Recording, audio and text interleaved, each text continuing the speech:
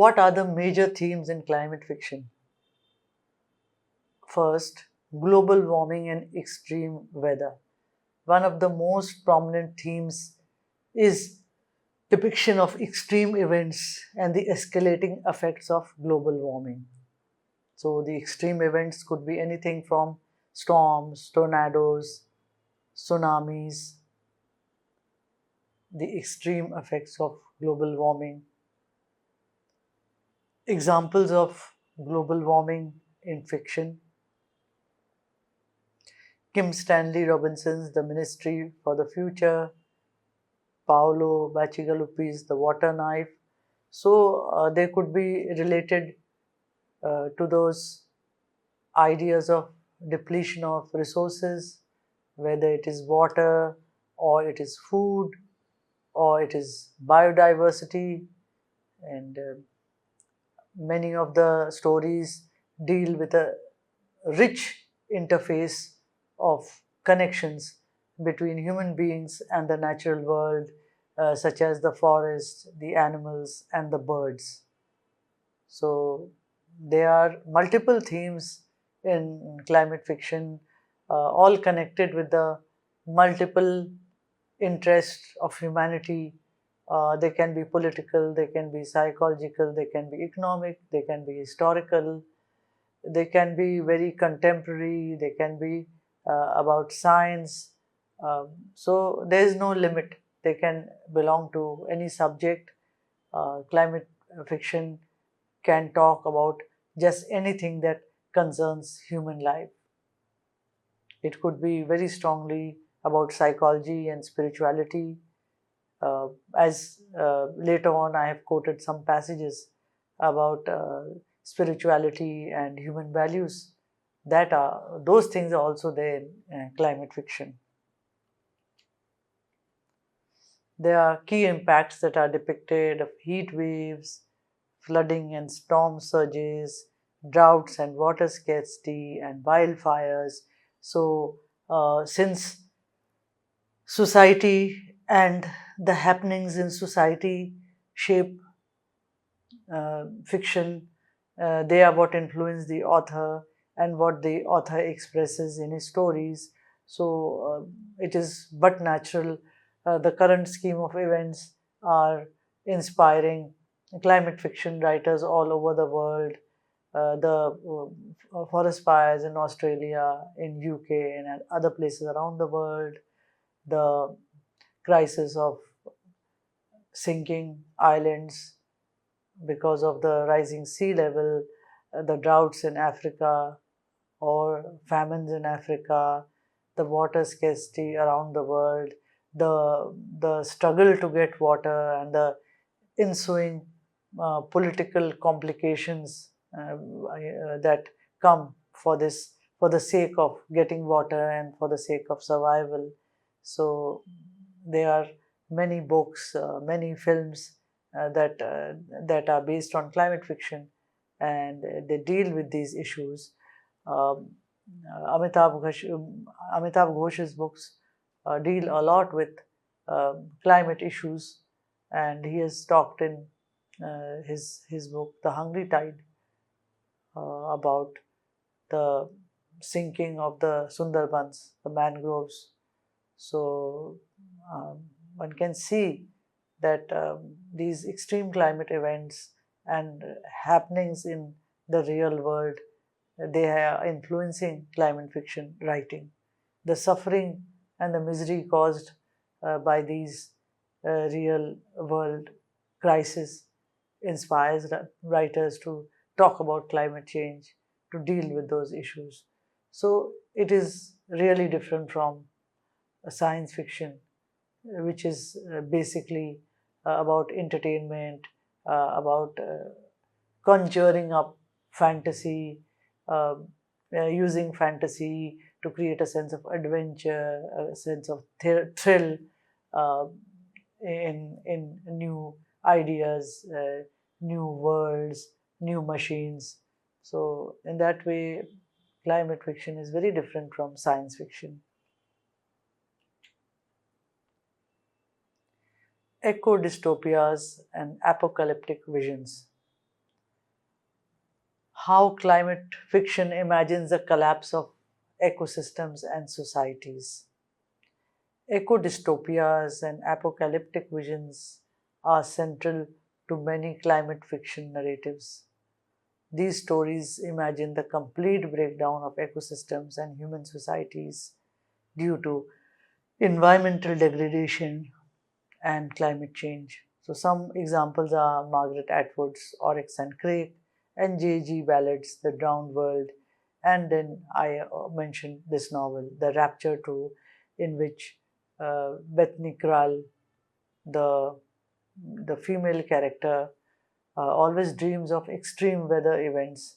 She is able to predict extreme weather events, and she is the one who also dreams of an apocalypse.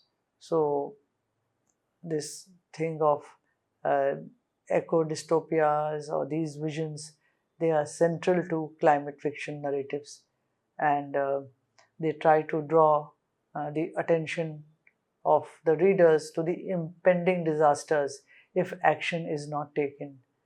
They encourage readers to step out and take action to try to bring this message out so that it may influence government policy and public action.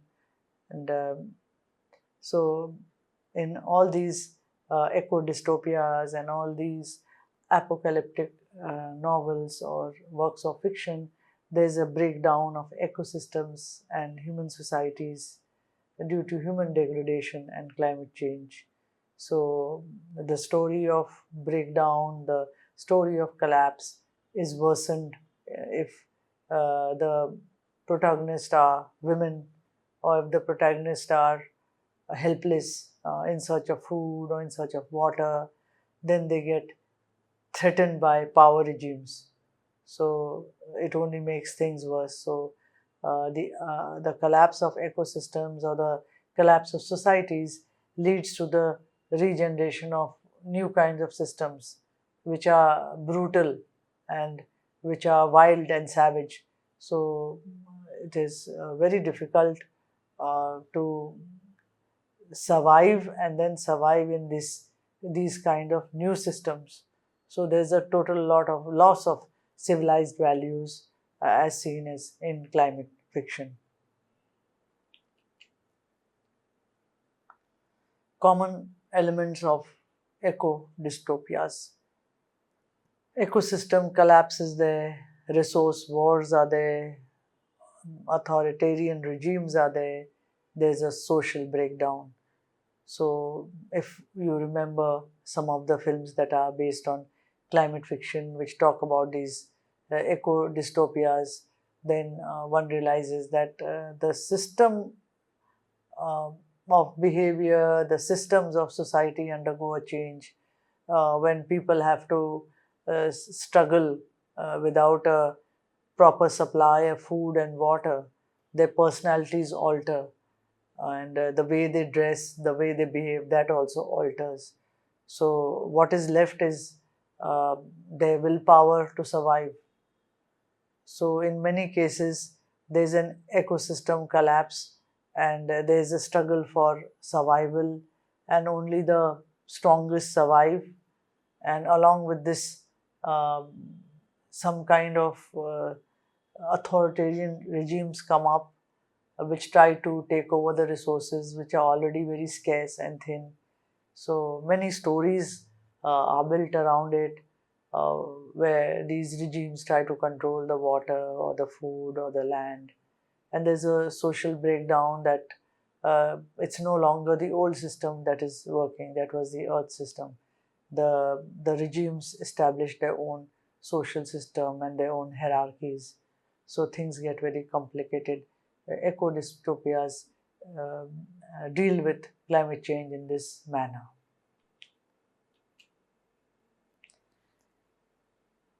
These climate fiction works also deal with the idea of climate refugees and migration.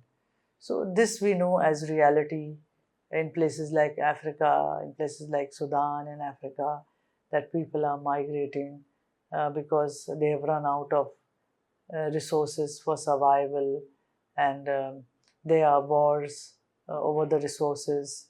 They are refugees. They try to migrate into new places where they are unwelcome, and once again there is a struggle, there's strife, there are wars, and there are autocratic regimes that try to control the lands and the powers, and they do not want that refugees should come in. So there are stories of displacement due to climate change, there are rising sea levels, there are extreme weather events, and the scarcity of resources forces them to flee from their homes in search of safe environments.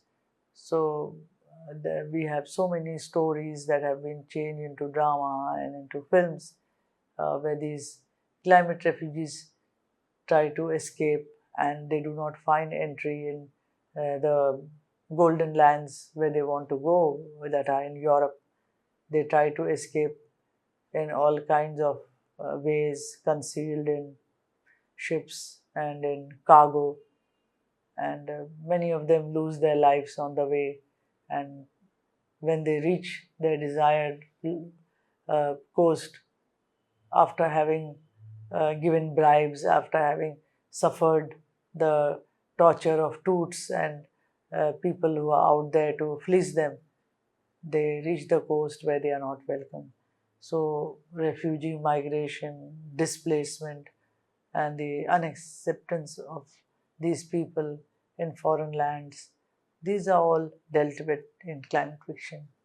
So, examples of climate refugee narratives: Octavia Butler's Parable of the Sower, Mohsen Hamid's Exit West. So, these are very stark stories about human survival and and the crisis that human beings face in trying to build up a life in a different country in an altered environment. And as Arnenes told us, that land, home, these things are a part of a human being's personality, a part of a human being's heart and soul. So, being displaced and being forced to accept another culture, another land is something very difficult, and climate writers have been writing on it too.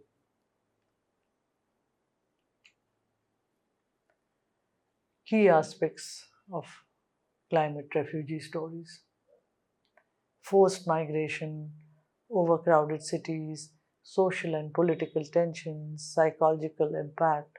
So, here the idea of Arnenes comes in, that human beings are bound to their environment from birth, and when there is peril of climate impacts, they are forced to migrate because they need food and water and other resources for survival, and they manage to reach places which are already overcrowded, and as they try to cross over into new coast and new countries, there are severe social and political tensions. There are so many things that threaten their survival, other than the shortage of food and water, other than even the financial situations. And with all this comes the psychological trauma on these people who have been displaced, because the land where they belong is a part of their heart and soul and psyche. And when they are forced to separate from it, the agony lingers, the trauma lingers, and it is heightened by the journeys they undertake and by the stress they undergo to try and acclimatize to the stress they go through to try to accept and get used to a new environment.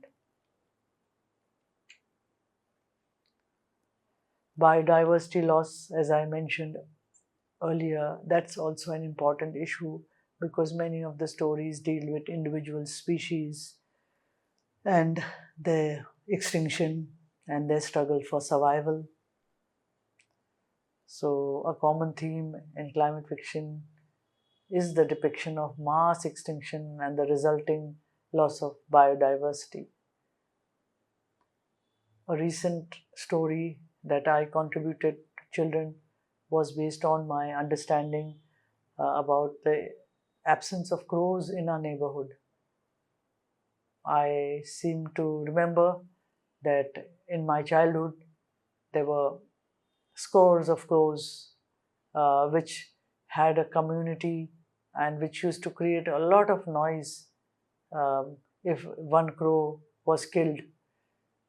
They used to be a menace also, but we must remember that they are also a blessing because they clean our environment. But today there is an absence of crows.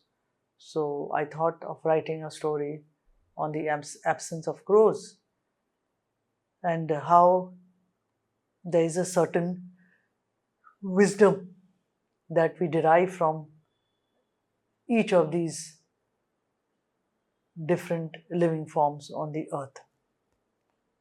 So, the idea of loss of biodiversity is there in climate fiction. This theme highlights the interconnectedness of all life on the earth. So, the value system of um, climate stories or climate literature is the same. All literature, when it's climate literature, it talks about the unity of the human soul and the environment. It talks about the interconnectedness of all life on earth. So it gives equal importance to a firefly, a beetle, and an earthworm as to a lion or to a leopard or to a dog.